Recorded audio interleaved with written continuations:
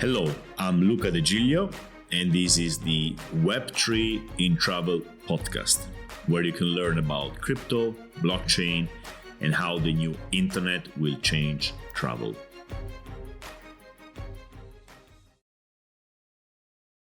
After the horrible events of the last year and a half, in which everything came down crumbling in crypto, it became apparent how we need to go back to the basics and how many people who came into this space forgot the basics or maybe never even learned them. And what are the basics of blockchain? Of course, these are the usual things I talked about in the past, the decentralization and everything else. But how do we see this in a more clear way? What is really the basic backbone of decentralization? Well, these are nodes. So what is a node? A node is a computer. It's a computer which runs a blockchain. And it's called a node because it's not the only one computer running the blockchain. It's many computers distributed ideally all over the planet and kept running by many different kind of people and companies.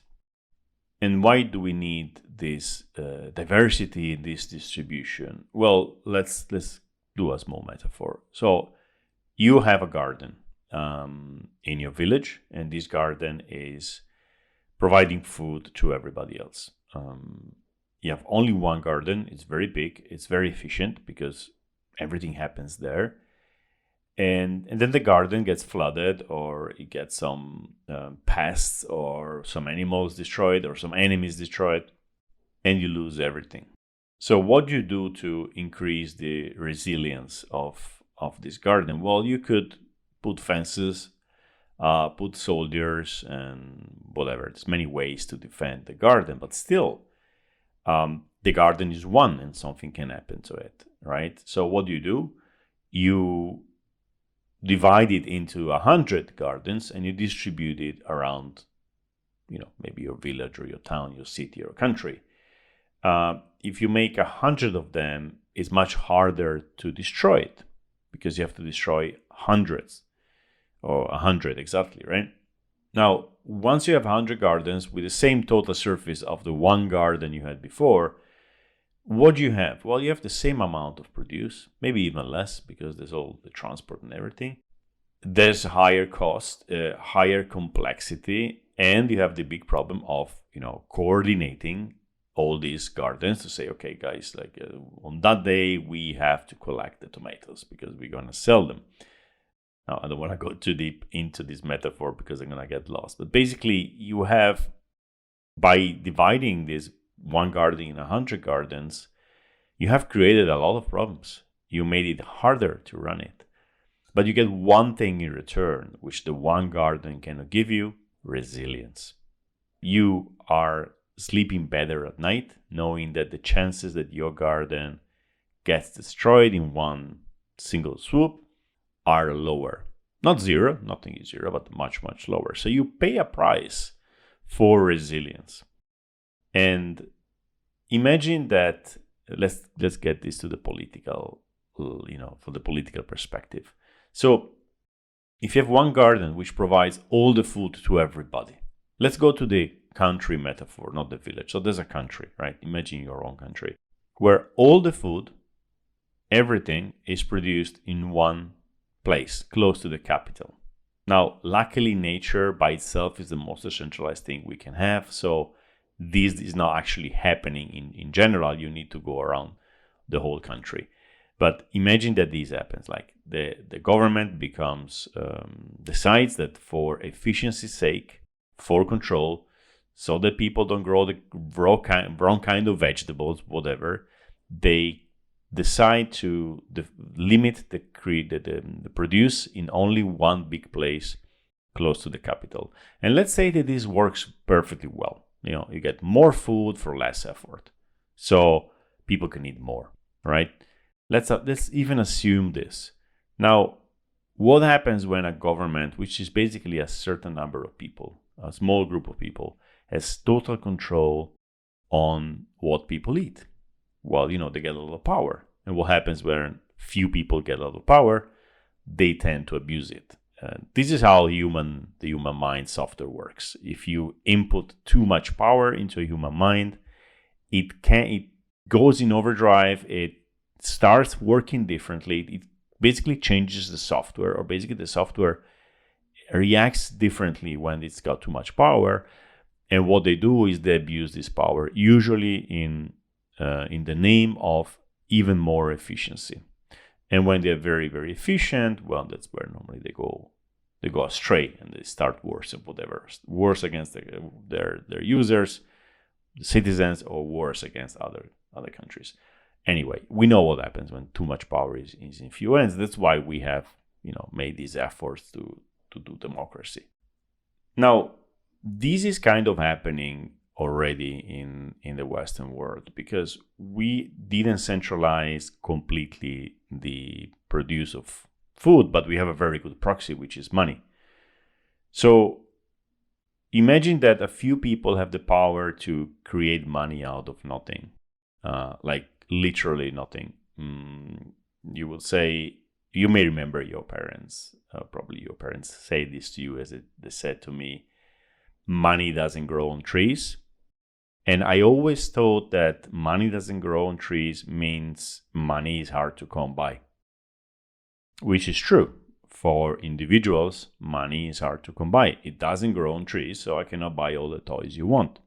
What my parents didn't realize, and there's a very good reason for that, I think, is that money doesn't grow on trees because growing stuff on trees is hard. Money is much easier to create. You would say, oh yeah, because I can print it. They don't even print it. It's like 8% of euros is printed. The rest is just digital. Money literally gets created by clicking a few buttons on a computer, okay, from the central bank. Now, imagine if a few people have this power, what can happen, right? It means total control. Now, that's what Bitcoin tried to do. It said, we cannot have a few people producing all the money. We need to make money more organic. Around when I was born, money stopped being connected to gold. That's in 1971. So until money was connected to gold, money indeed didn't grow on trees.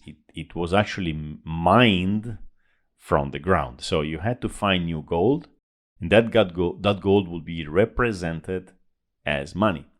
For 1971, as a temporary measure, which is still going on, money is created out of thin air. I won't go too much into monetary policy and stuff because it's not my core, but I want to explain notes today. So in the context of money, when people invented Bitcoin, they said, let's make money organic again. Let's make it hard to create money.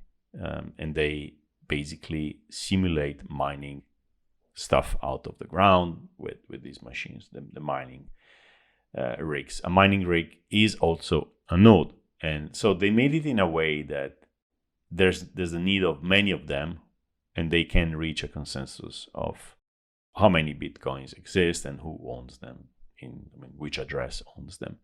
So in the context of nodes, mining rigs from Bitcoin were the first nodes in the cryptocurrency world because, well, Bitcoin was the first cryptocurrency. So you had many people mining this thing all around the world, open to everybody. Anybody could mine, and anybody could participate in this network at the lowest level, meaning very close to the core, meaning mining.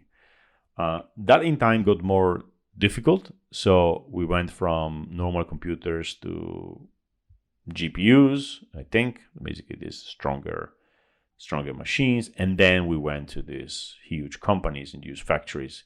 Today, you cannot mine Bitcoin unless you are a mining company, which in a way centralizes it more, because instead of having 1 million people with their laptop, you're going to have 1,000 people with big mining factories, right?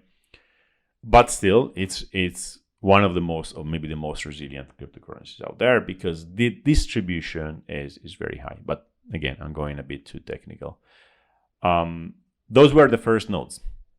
With proof of stake, which Ethereum is running now, the node doesn't do the same work. It doesn't calculate at very high speed numbers until they guess the right one to win the ETH. It stakes the money, so the person stakes the money, and if they don't respect the rules and don't validate the right transactions, they lose the money. That's the concept. Still, the nodes are now smaller machines, basically, which are more affordable and more people can have. You don't need to be a big company. You can be just a solo staker at home. Now, I'm not going into what is better, proof of work or proof of stake. This is not a discussion, and it's probably not for me. I don't know enough about this. My position, since I mentioned this, is like, we'll see. It's really hard to tell what is better, what is more resilient. It depends also the use case and the general situation. But anyway, now Ethereum and most blockchains are moving into this proof of stake, which means nodes are basically small computers which can sit on your desk.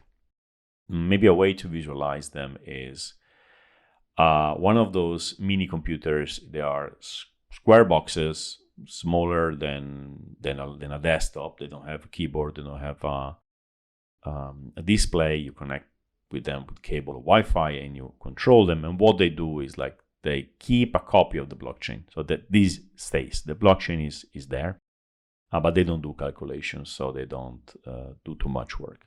Now, ideally, a blockchain has thousands, hundreds of thousands, millions, billions of them. The more, the better. So what is the situation today in terms of this kind of like distribution of nodes around the world? Well, I would say it's very far from ideal. There's not hundreds of thousands of Ethereum nodes or hundreds of thousands of companies mining Bitcoin. There are relatively few. And this is bad. Ethereum, if you go and check the website ethernodes.org, has about 6,000 nodes.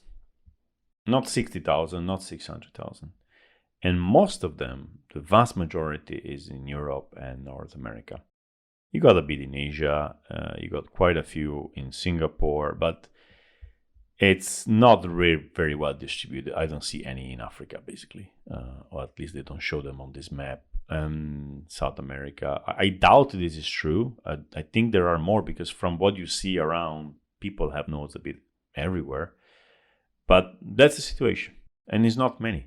Now, the thing with blockchains is that they react to adversarial attacks. So, and what happened now with SBF made many people realize we need to get back the tokens in our wallets, and they made us realize we need to go more serious on decentralization.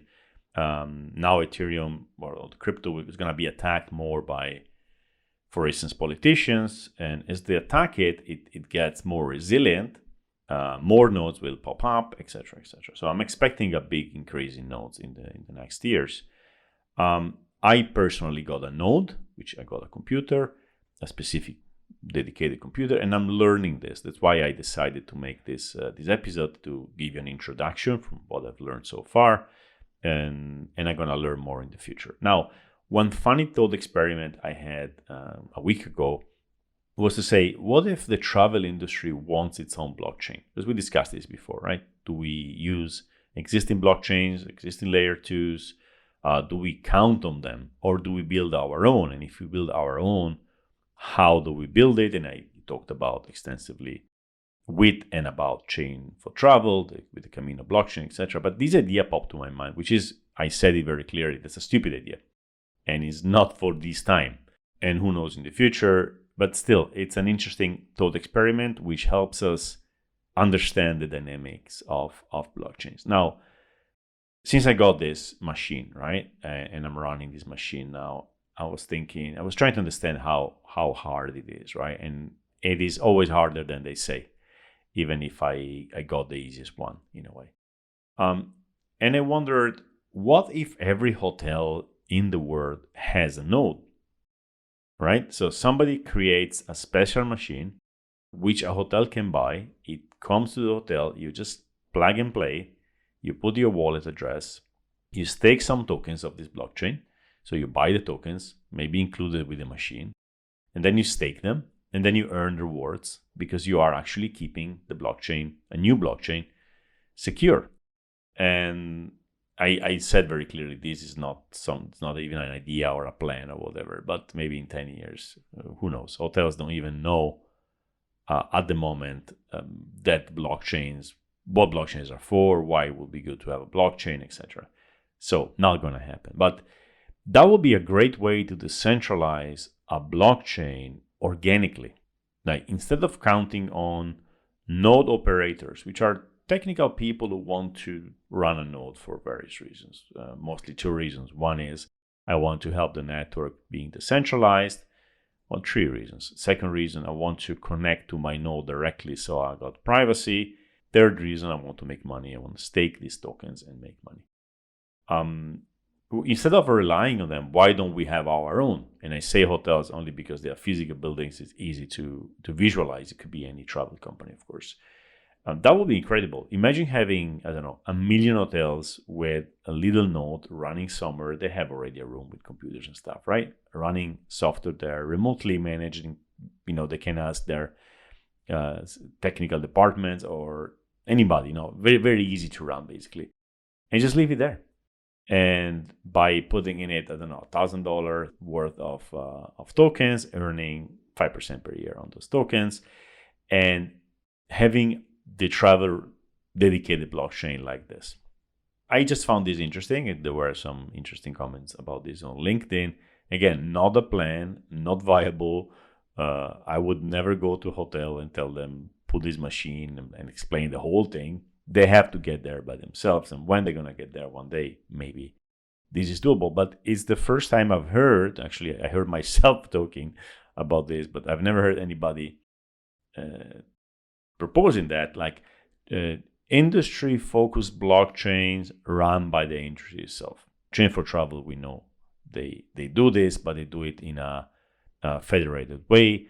And the way I visualize that in hotels is like completely open and permissionless, etc. Now, of course, this creates another problem because then how do you know it's a hotel? Anyway, as I say this, I'm thinking maybe I said this before or I wrote it in LinkedIn. I hope I didn't say it in the podcast. Anyway, it doesn't matter. That was like the interesting part of this idea is that we will have to find better ways to maintain blockchains in a decentralized way. Today, we are only counting on a limited number of, allow me, nerds who like this thing for ideological or financial reasons. We need people in a specific industry to understand that having a really decentralized blockchain is valuable and do something about that. And doing something about this could be as easy as simply going on a website, purchasing one of these machines for $1,000 or, whatever. There's even cheaper ways. Anyway, $1,000, the machine gets there. It's got tokens in it already. You plug it, and there you go. You made the network more resilient, and you are part of it, and you're even making a bit of money as a staker. We are very far from this being even discussed. So forget about it in the real world, but I hope it kind of gives you the idea of where we should go with blockchains. We need much more decentralization. Now, what have I learned from running this node? I'm not even running the node yet. I connected the Ethereum blockchain and it's still downloading. It's a terabyte now, so 1,000 gigabytes. It's going to take a week or something at least. What I learned is that you can be a node in several different blockchains at the same time, that it gets complicated at the modem, at the router level. You start filling with ports and stuff like this. That this machine is making some noise, so you want to keep it not in your bedroom. And that is still too technical to go wild, to go like, as easy as buying a mobile phone and start using it, or as easy as buying a smart TV and kind of, after making it work, watch it. It's still harder than that. And I purchased a ready-made one. And in theory, all I had to do was just plug and play. And no, because the ports were closed, I had to call my ISP, find out what kind of stuff I had in my house with their closed router. Then turns out it was a fiber optic. They made it come a switch, and I started looking at this, getting all these acronyms I've never heard of, UPnP and port, and port I've heard, but I never managed ports because I never needed to. I finally made it run, and I have this dashboard which is full of stuff I don't understand, and I realized I have to study this thing. And as I study these things, I learn a lot. And that's when I really enjoy that. I know that whatever I'm reading is fundamental, so the ratio of effort and results is really, really high. And so becoming a node operator allows me to kind of go one level lower than where I'd been before. The lowest level, by low level, I mean close to the core, right? Like if you have this ecosystem, which is a planet, and I go closer to the surface, then I go under the surface, blah, blah, blah, and I go until the center, the core. The closest I've been so far is been on the programming side, so developing some smart contracts. This goes even deeper. And what I find usually in terms of value is the perspective. It's like if you go lower, you change your perspective and you see the things differently. And your total view is more 360. It's more 3D. Okay. So I just started this journey. I'm sure I'm going to come back to this. And I just wanted to give you a small introduction for now. Now, how is this related to Web3 in travel? Well, it is really related because if you've listened to the last analysis I did, in which one company is a DLT, the other company is not clear where the blockchain is, it shows that the industry is going to accept whatever you tell them. The wider industry, they've heard about blockchain, they maybe understand the theory about distributed networks, etc. But you can go to them today and say, I'm a blockchain company, and don't even have a blockchain. They're not going to even ask you, right? Probably the same thing happens with venture capital, specific travel-related venture capital. They don't know. So I could probably launch a project and say, okay, this is a blockchain which allows you to do this, and that, and don't even have a blockchain for a while. And maybe if they ask, I could say, yeah, we have, some white papers on how we're going to build it. It's not the right time, whatever, right? So the industry is really not sophisticated enough to deal with blockchains.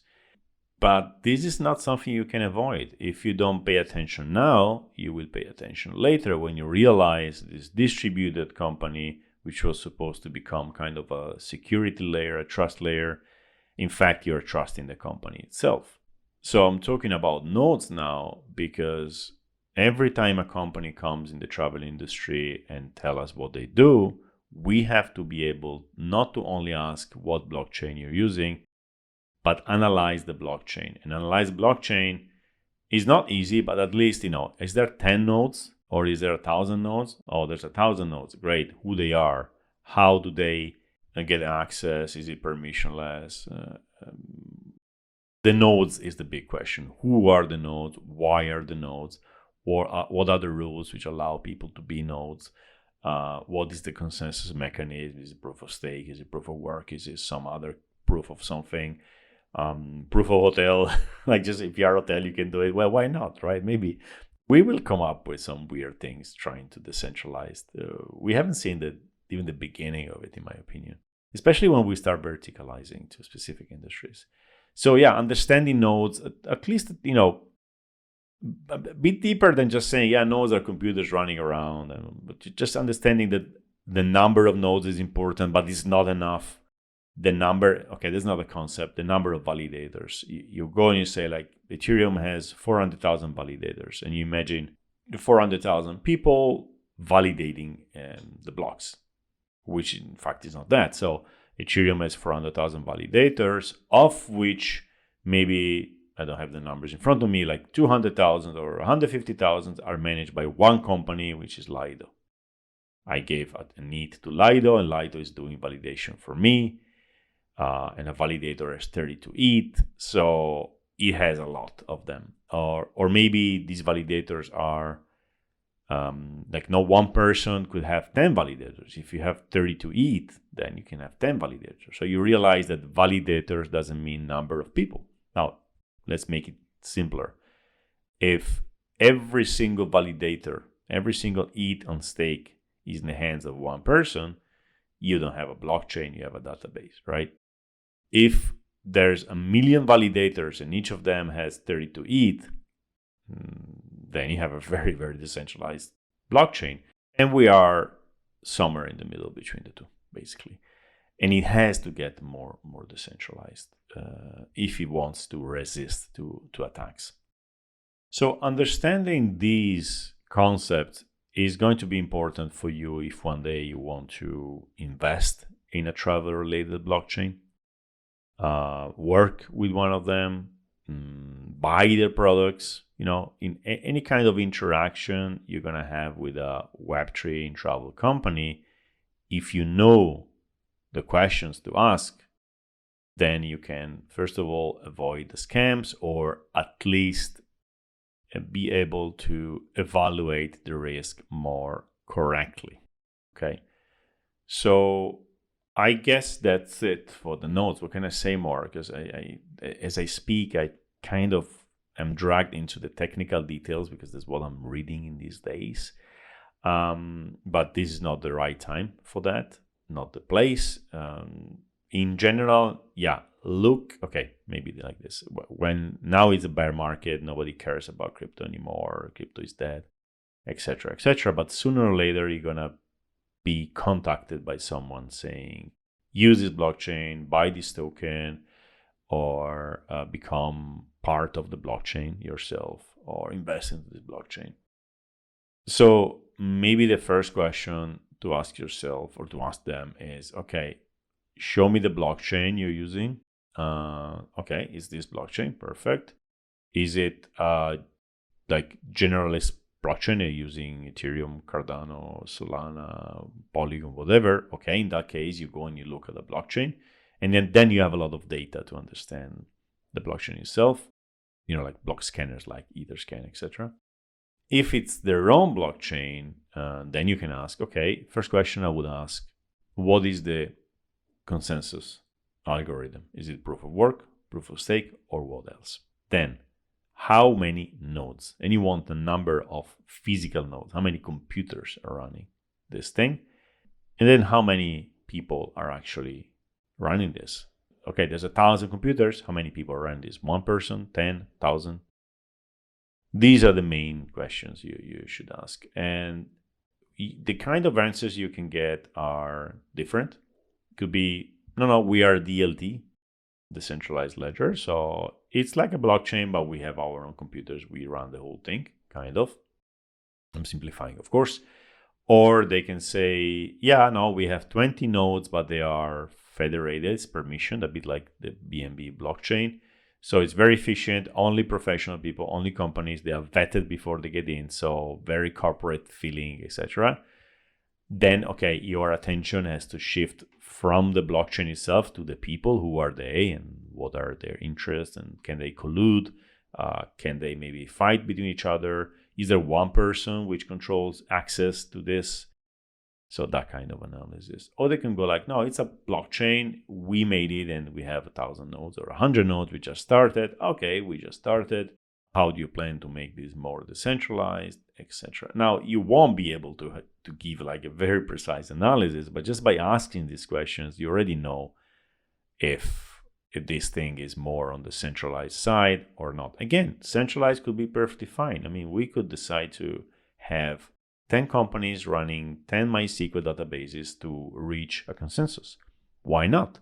It depends on the use case. But at least being able to ask these questions and to understand that, it's important, because that's maybe the point I was trying to get to and I couldn't. The incentive for anybody selling you, and think, people are always selling you blockchains.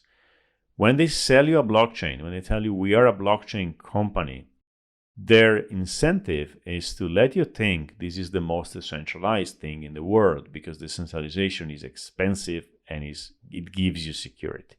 That's the incentive. So The blockchain salesman comes into your office and says, we have a blockchain which will allow you to do that and that. And they won't tell you the details about the blockchain. If you don't ask, you're going to assume, well, this is as good as Ethereum, as good as Bitcoin. I don't have to worry about the blockchain because it's decentralized. If you ask these questions and they start saying, yeah, no, it's federated. Yeah, no, it's a DLT. Yeah, it's a new blockchain, whatever. Then you have a much better idea of what you're dealing with. Again, I have to be clear about that. It depends on the use case, and anything could be good, right? Of course, if they don't tell you things and they let you assume things which are not true, it's a red flag. So by kind of going into nodes, I know it can get boring, but by trying to understand nodes, you will be able to avoid scams or be sold stuff which is not what you think you're buying, and understand the real projects, etc., etc. So bear with me, we went a bit technical with that. We're gonna go probably back to this as I learn more about that. But learning about nodes is, I think, a very, very precious skill for the future.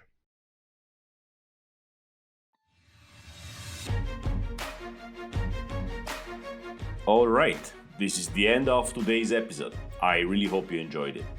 For more insights on Web3, follow me on Twitter at tripluca, TRIPLUCA, and see you next time.